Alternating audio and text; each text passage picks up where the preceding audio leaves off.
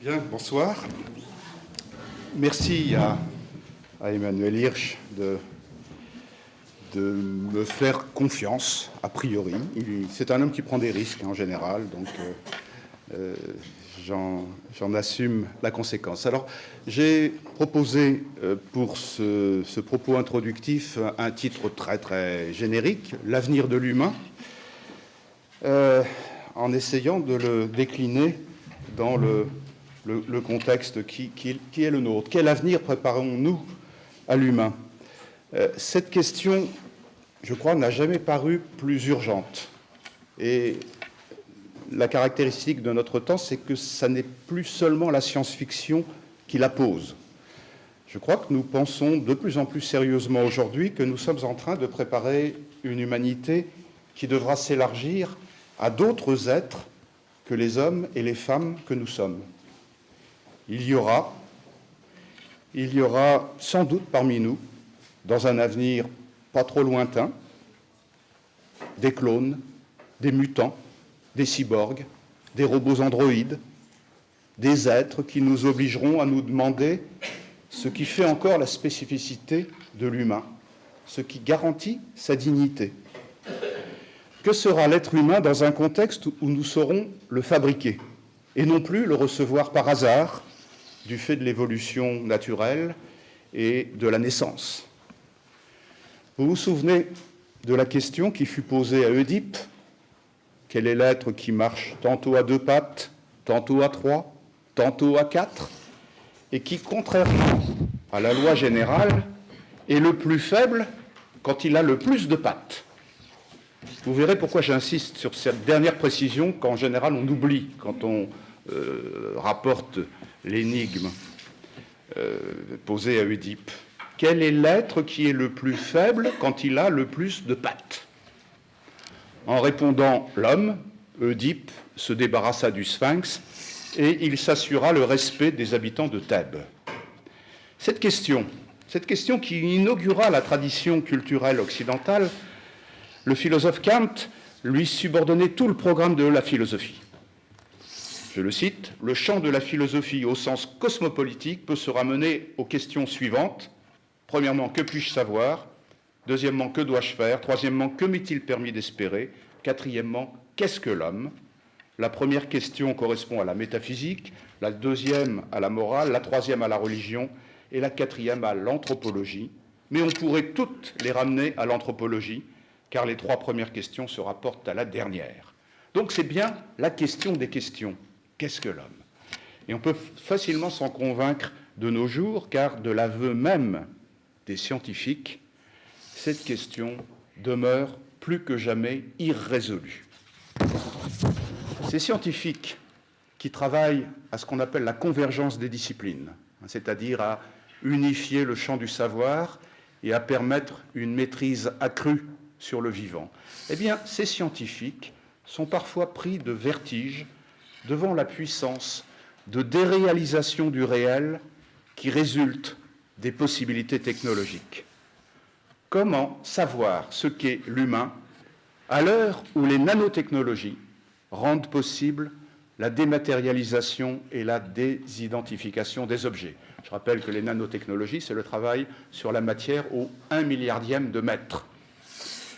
Comment savoir ce qu'est l'humain quand les biotechnologies et la biologie de synthèse nous offrent de transgresser les limites naturelles et d'hybrider, par exemple, le vivant et l'électronique?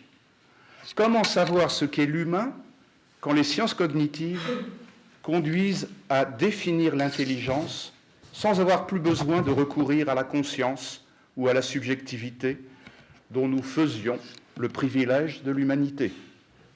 Comment savoir ce qu'est l'humain quand les technologies d'information font triompher le flux des communications en dissolvant les substances et les identités? J'ai énuméré là les disciplines, nanotechnologie, biotechnologie, informatique et neurosciences. J'ai énuméré les disciplines qui sont impliquées dans un fameux programme qu'on appelle le programme NBIC, qui résume à sa façon toutes les perplexités qui sont les nôtres concernant la définition de l'homme. Ce programme Il avait été remis au gouvernement américain en 2003 par deux auteurs, Rocco et Ben Bridge, et ce programme dit NBIC est précédé d'un manifeste en faveur de la renaissance de l'humain, où se lie un avenir pour le moins problématique, j'y reviendrai. Donc pour me résumer, ce programme extrêmement important qui conditionne à peu près toutes les politiques de recherche des sociétés technologisées, s'ouvre sur une déclaration qui a valeur de manifeste, qui définit ce vers quoi nous allons et ce en quoi nous allons sans doute satisfaire toutes les attentes de l'espèce humaine. La science-fiction a toutes les raisons du monde de vouloir mettre en situation les perplexités qui sont nourries par les technologies contemporaines. Qui est donc encore humain ? Demande souvent la science-fiction, avant même d'interroger l'avenir de nos semblables. Qui est donc encore humain ? Est-ce le mutant, baptisé Réplicant dans le film de Blade Runner, où le mutant découvre les émotions? Est-ce que ce mutant n'est pas, au bout du compte, plus humain que ceux qui le traquent pour sauvegarder une prétendue spécificité humaine? Et l'enfant robot du film de Spielberg, Intelligence artificielle, qui veut l'amour d'une mère, n'est-il pas plus humain que ceux qui détruisent, dans ce film, les androïdes? Et les navis du film Avatar de James Cameron, qui défendent leur planète Pandora, ne sont-ils pas plus conformes à la représentation de l'humanité que nous aimons nous faire, plutôt que ces absurdes terriens qui les menacent d'extermination? La leçon de ces films de science-fiction ou de ces romans est peut-être à chaque fois naïve, mais elle a le mérite de la constance. Avant d'être dans des attributs morpho-biologiques, l'humanité devrait consister dans des qualités de cœur qui dépassent la possession de ces attributs. À cet égard, il faut être prêt à accueillir dans l'humanité des êtres que fabriqueront nos technologies, et il faut être prêt à les imiter s'ils nous semblent le mériter. C'est ça la leçon fondamentale de ces œuvres de l'imaginaire de la science-fiction. Mais ce que révèle la science-fiction, c'est que la question « qu'est-ce qu'être humain ?» a pris de nos jours un relief particulier, une tournure presque dramatique qui suggère ceci. On se demande en fait si l'humain n'est pas en train de disparaître dans sa dimension à la fois biologique et psychique, du fait des technologies qui entreprennent de le réinventer ou de lui trouver même un substitut. Bien sûr, vous pourriez me dire que les techniques ont toujours déjà inventé l'homme, comme le savent très bien les paléoanthropologues qui font naître l'homme il y a environ 2,5 millions d'années avec Homo habilis. Les technologies ont inventé l'homme, en ce sens qu'elles lui ont permis de développer une pensée conceptuelle, qu'elles l'ont obligé à inscrire son développement dans une complexité croissante et de devenir tout simplement un être de culture. La taille de la pierre, autorisée à des êtres auxquels la station verticale a libéré la main et les organes phonatoires, eh bien, la taille de la pierre a changé la vie de nos premiers ancêtres. Elle les a conduits d'abord à composer avec une matière qui a dicté le design d'outils, comme les choppers, les grattoirs et les burins, lesquels premiers outils ont induit d'autres outils. Ils ont modifié des schémas corporels, ils ont imposé des gestes nouveaux, ils ont suggéré des modes d'organisation sociale, ils ont impulsé de nouvelles technologies qui ont elles-mêmes, comme la navigation ou l'agriculture, produit des comportements inédits, des systèmes de coopération, des croyances, bref, une histoire. Que s'est-il donc passé pour que la question « qu'est-ce qu'être humain » ne soit plus satisfaite par la réponse de la paléoanthropologie? En toute rigueur, on devrait continuer de répondre « l'homme ne cesse de se réinventer parce qu'il est un processus en coévolution avec un environnement naturel et social qu'il modifie et qui le modifie en retour sans arrêt. Les nouvelles technologies ne devraient pas changer fondamentalement les choses, tout au plus les confirmer. Pourtant, elles le font. Et c'est cela que prospecte la science-fiction d'aujourd'hui, ainsi d'ailleurs que les utopies post-humaines qui s'aventurent à décrire l'avenir en termes de rupture. En quoi percevons-nous donc, dans l'actuel pouvoir des techniques, l'annonce d'une coupure dans le processus par lequel l'homme était parvenu à produire ces techniques? En quoi la perspective qu'il soit réinventé par ces techniques nous semble-t-elle modifier ce que nous tenions jusqu'ici comme évident? La réponse doit se trouver dans le caractère inédit et révolutionnaire de la technologie qui se déploie sous nos yeux. On peut risquer la thèse selon laquelle la technique a acquis des caractéristiques qui bouleversent la constitution anthropologique qu'elle garantissait et qui dramatise désormais la question de l'avenir humain. Par exemple, je citerai quelques caractéristiques, j'en citerai 4. La technologie obéit à des impératifs de vitesse qui submergent la temporalité à laquelle les hommes, que nous sommes, les femmes, sont naturellement assujettis. À la matière, puis à l'énergie, a succédé l'information comme mobile essentiel des réalisations techniques. Le temps dit réel et la vitesse de libération deviennent une obsession que les scénarios de science-fiction illustrent à leur façon, mais que les krachs boursiers, par exemple, pourraient aussi bien illustrer. Cette vitesse de libération qui, tout à coup, fait exploser toutes nos attentes et tous nos fonctionnements. Donc, cette première caractéristique, les technologies se déploient à une vitesse telle que nous sommes débordés. Deuxième caractéristique, les objets dits intelligents que nous produisons sont de plus en plus caractérisés par leur autonomie et donc par l'absence de contrôle à laquelle ils nous contraignent. Depuis au moins la cybernétique des années 1950, on s'attache à développer des machines capables de s'autoréguler et de fonctionner comme des systèmes ouverts. Des systèmes ouverts, donc, qui sont apparentables à de véritables organismes.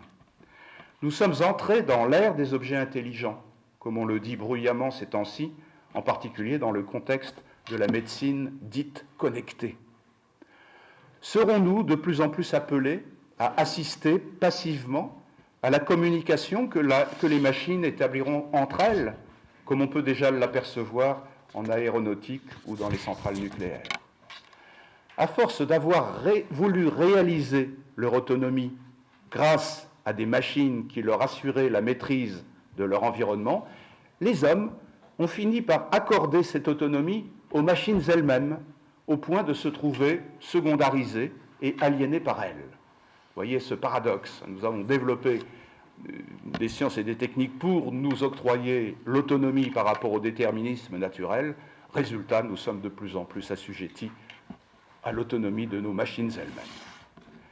Troisième caractéristique, il était entendu que la technique accomplissait sa mission d'accompagner l'homme dans son émancipation par rapport à la nature et qu'elle le faisait dans le contrepoint du langage, qui pouvait assurer de son côté la mise en culture de la science et de ses réalisations. Les deux facteurs de l'hominisation, le geste technique et la parole, fonctionnaient de concert dans la construction de l'humanité. Les paléo-anthropologues, comme le roi Gourand, ont décrit ce double régime de fonctionnement de l'humanité, de l'hominisation, le geste qui suppose l'outil et la parole. Vous voyez les encyclopédistes, par exemple, qui étaient inquiets de voir une espèce de déséquilibre opérer. Ils voyaient ce qu'ils appelaient les arts libéraux, c'est-à-dire les arts de la parole, prendre le pas sur les arts manuels.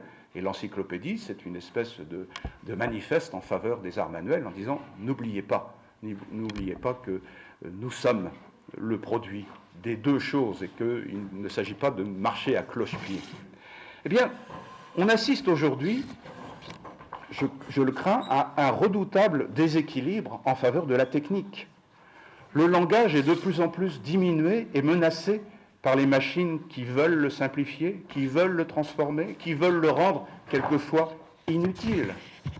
Voyez le rôle joué par Internet dans le formatage du langage.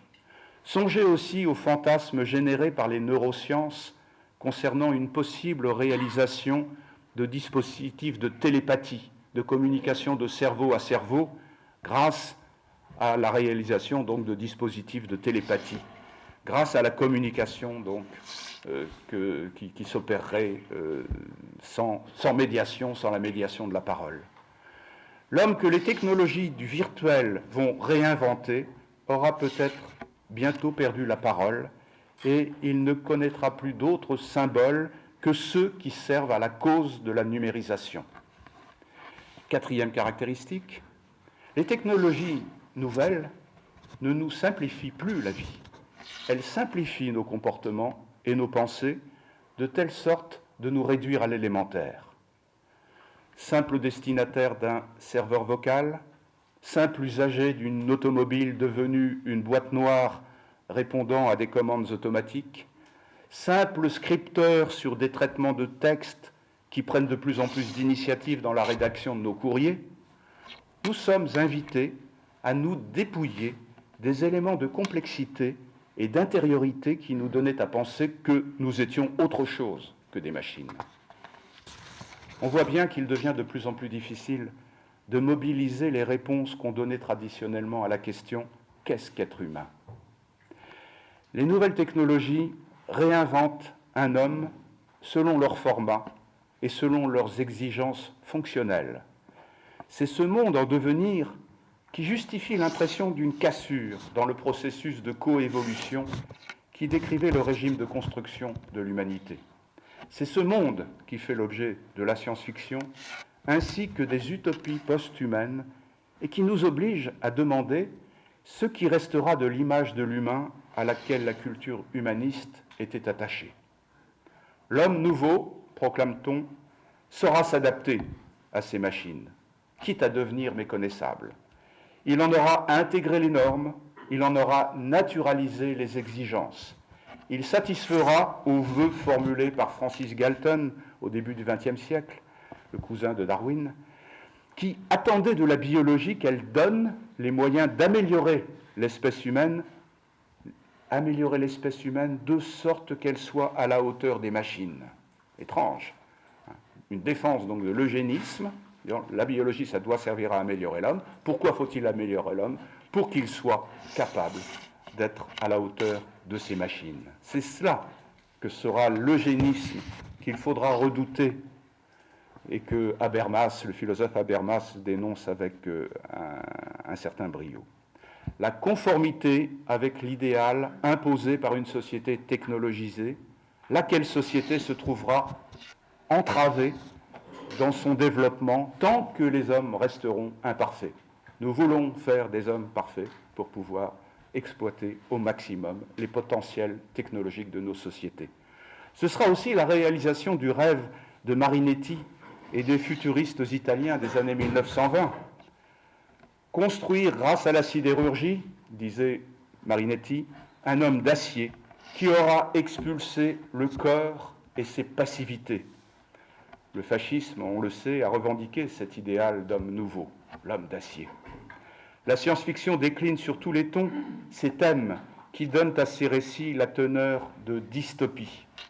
Le transhumanisme, aujourd'hui, prétend offrir une version soft de cette ambition d'en finir avec les limitations de l'humanité, parce que nous avons désormais, selon lui, les moyens de cette ambition ancestrale. L'amélioration de l'homme par les technologies, ou plutôt, comme on dit aujourd'hui, son augmentation, est à présent devenue un programme explicite, alors qu'elle n'était jadis qu'une vision plus ou moins associée au mythe de Frankenstein.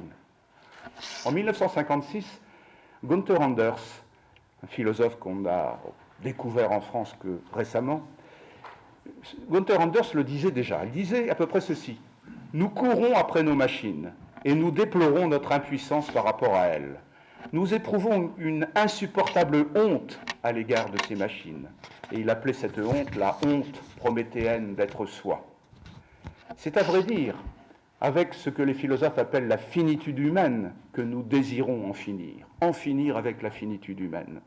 Et le projet technique qui devait nous rendre aussi forts que des dieux, devient clairement celui de nous transformer en Dieu, c'est-à-dire en êtres dépourvus de la passivité qui nous force encore à naître par hasard, qui nous force encore à être des êtres dépourvus de la souffrance, de la maladie associée à la fragilité de nos cœurs, des êtres dépourvus du vieillissement ou de la mort, comme les technologies ambitionnent de nous l'obtenir. Les technologies nouvelles, opportunément regroupées donc dans cette convergence NBIC que j'évoquais à l'instant, déclarent en réalité inventer l'au-delà de l'humain. C'est ce que nous découvrons à travers l'imaginaire de nos sociétés et qui se trouve en rupture par rapport au prométhéisme de la modernité qui glorifiait encore l'humain. Pourquoi le glorifier ? Parce qu'il était encore considéré comme indéfiniment perfectible. C'est moins la perfection que nous ambitionnions dans la modernité que l'exploitation de cette perfectibilité indéfinie qu'on déclinait d'ailleurs aussi en termes de morale. En ce sens, la science-fiction traduit aujourd'hui le passage de l'utopie, héritée de la Nouvelle Atlantide de Francis Bacon ou de l'esprit visionnaire de Condorcet, dans laquelle la science était l'instrument de la moralisation de l'humanité, eh bien, la science-fiction traduit le passage de cette utopie à l'expérience de pensée d'une humanité qui se serait débarrassée d'elle-même grâce à ces machines. Le problème métaphysique qui se pose à nous, semble-t-il, est celui-ci. Comment faire en sorte d'échapper à ce que nous sommes en mobilisant ce que nous sommes parvenus à obtenir de nos techniques? C'est justement la question programme des transhumanistes, dont les divers manifestes apparaissent au service d'un humanisme amplifié, le H+, comme on dit. Alors que souvent, eh bien, ces divers manifestes se révèlent en réalité une véritable intolérance à l'humanité en nous. La cyborgisation, comme on l'appelle, celle de l'homme augmenté, est présentée comme la formule de transition vers la réalisation de la fusion de l'homme avec la machine. Quelques scénarios sont soumis au désir mortifère d'immortalité. Désir mortifère d'immortalité parce que, en réalité, vouloir l'immortalité, c'est vouloir renoncer tout simplement à la vie, puisque la mort est dans le programme de la vie. Eh bien, quelques scénarios sont soumis à ce désir d'immortalité, au nombre desquels figurent en général de ressources, ce qu'on appelle le Mind Uploading Programme. C'est l'idée que nous pourrions éventuellement télécharger le contenu de notre cerveau sur des matériaux inaltérables et pérenniser ainsi prétendument notre conscience. Et puis c'est la manipulation de ces cellules souches totipotentes induites qui devraient nous permettre de régénérer en permanence nos organes. Ces deux éléments qui sont de plus en plus dans les médias sont présentés comme le gage d'une possible immortalité. On perçoit que les promesses hyperboliques, on parle du discours hype, les promesses hyperboliques des technologues, des technoprophètes comme on les appelle, ont fait franchir à l'homme un palier où la question de son identité et de sa réinvention devient plutôt celle de son augmentation, puis celle de sa relève sous forme d'une nouvelle espèce. Une argumentation empruntée à une vulgate de l'évolutionnisme néo-darwinien sert parfois de prétexte pour figurer l'avenir ou la transfiguration de l'humain. On dit à peu près ceci: l'espèce humaine a triomphé de la lutte pour la survie, du struggle for life, grâce à son pouvoir de fabriquer des outils et d'instituer des sociétés réglées par le langage et la fonction symbolique en général. Elle a su composer avec les pressions sélectives de l'environnement et elle a pu ainsi prospérer. Pourquoi, demande-t-on aujourd'hui, le pouvoir technique qui lui a valu d'être retenu comme viable dans l'évolution ne pourrait-il pas modifier en retour les pressions sélectives de l'environnement et pérenniser la sélection d'une espèce nouvelle qui serait donc issue de l'humain? La réponse applique la thèse qu'on appelle chez les darwiniens l'effet réversif, et qui consiste à dire ceci: La technologie nous permet de contrôler la sélection naturelle. Elle est en train de préparer les conditions d'émergence, de variation et de mutation qui donneront sa trajectoire à l'évolution à venir. La technologie qui se rend autonome par rapport au déterminisme naturel produit déjà des objets intelligents qui vont relayer les mutations aléatoires de la biodiversité pour faire advenir une espèce nouvelle. Il ne s'agit donc plus de réinventer l'homme, mais de préparer le successeur de l'homme, comme dit Jean-Michel Truong, ou bien la singularité, comme dit Ray Kurzweil, ou bien encore le point oméga, comme disent quelques disciples de Teilhard de Chardin, égarés dans le cyberespace. Successeur, singularité, point oméga, qu'on ne peut vraiment figurer ni prévoir, mais qui se prépare à émerger derrière ce que nous mettons techniquement en place. Déjà, on évoque avec une certaine complaisance l'immaîtrise qui apparaît au cœur des activités technoscientifiques d'aujourd'hui. Immaîtrise dans le domaine des nanotechnologies, par exemple, où l'on dit que prospèrent des apprentis sorciers par vocation et non pas par accident. Immaîtrise dans le domaine des biotechnologies ou de la biologie de synthèse, où les expériences pour voir, pour tester la créativité seraient de plus en plus fréquentes. On parle beaucoup des biohackers, hein, c'est ces gens qui pénètrent par effraction dans le biologique pour lui faire produire des créatures inédites. Un culte du phénomène émergent, propice à l'imaginaire, exprime cette disposition à accueillir le hasard d'une évolution dont on aurait travaillé aléatoirement les conditions initiales. J'en viens à ma conclusion. Que conclure, en effet?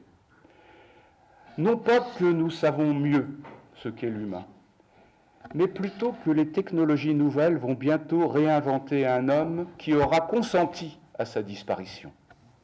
En ce sens, l'avenir de l'humain sera paradoxal.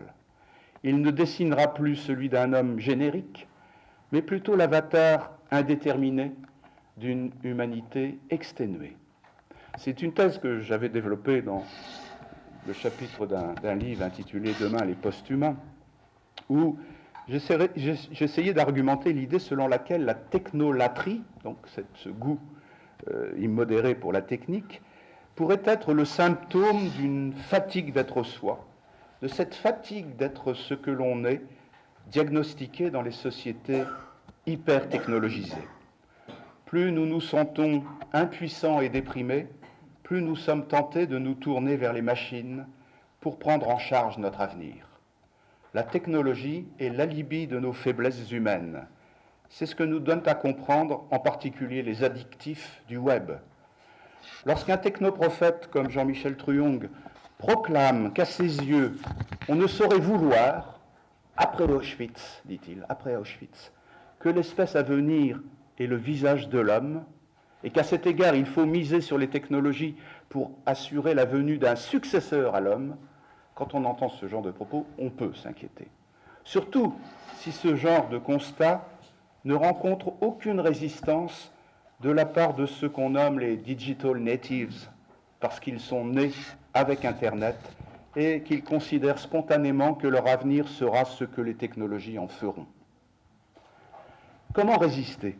Comment remettre ces technologies à leur place, c'est-à-dire dans un contexte proprement humain? Comment nous arracher aux séductions morbides de l'apocalyptisme et nous réconcilier avec l'esprit de prospective? Réponse: en tâchant de réhabiliter la finitude en nous, en ne cherchant pas à échapper à la passivité qui nous est irréductible, celle qui se traduit par la naissance, par la souffrance, par la maladie, par le vieillissement, par la mort, en y trouvant même, dans cette passivité, l'indice de notre privilège et peut-être le gage de notre dignité.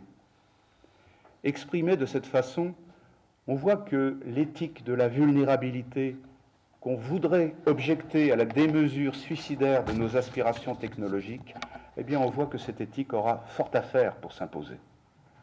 Accepter le hasard de la naissance alors qu'on peut prévoir, trier, décider ce qu'on fait naître. accepter que la souffrance, la vieillesse et la mort soient partie prenante de la vie, alors qu'on pourrait y remédier. C'est peut-être la chose la plus difficile pour nous, qui sommes contemporains des promesses venant des technologies. S'efforcer, et ce sont mes derniers mots, s'efforcer de ne pas attendre des machines qu'elles nous guérissent de la vie elle-même. Je vous remercie.